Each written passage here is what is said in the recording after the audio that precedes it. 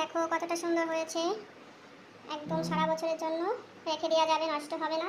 এভাবে যদি লঙ্কার আচারটা বানিয়ে রেখে দেওয়া যায় খুবই ভালো লাগে খেতে।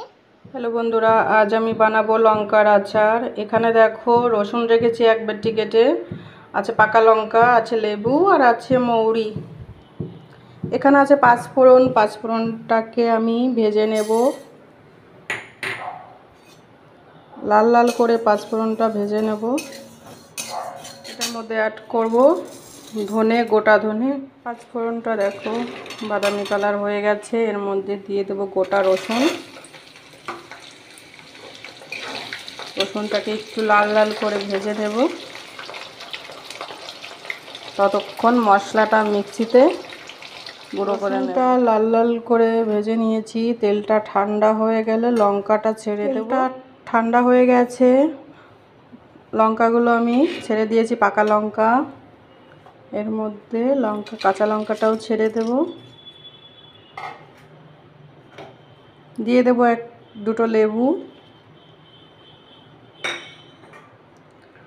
আর এখানে আছে লবণ, হলুদ আর চিনি পরিমাণ মতো।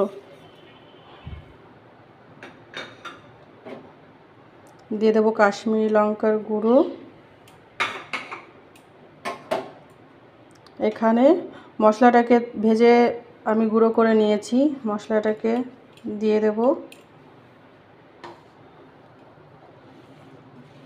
দিয়ে ভালো করে এটাকে আমি মিশিয়ে দেব।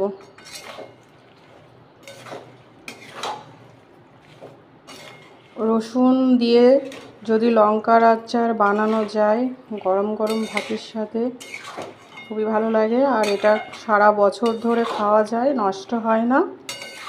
তবে তেলটা ঠান্ডা করে নিতে হবে।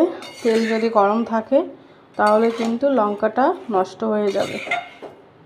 আর এইভাবে যদি বানিয়ে রাখা যায়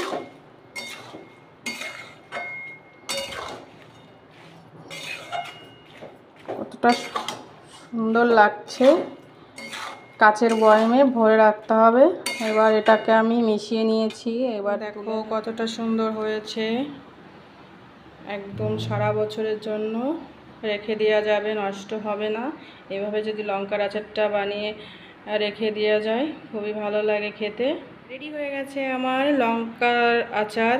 রসুন দিয়ে লঙ্কার আচারটা বানালে খুবই ভালো লাগে খেতে।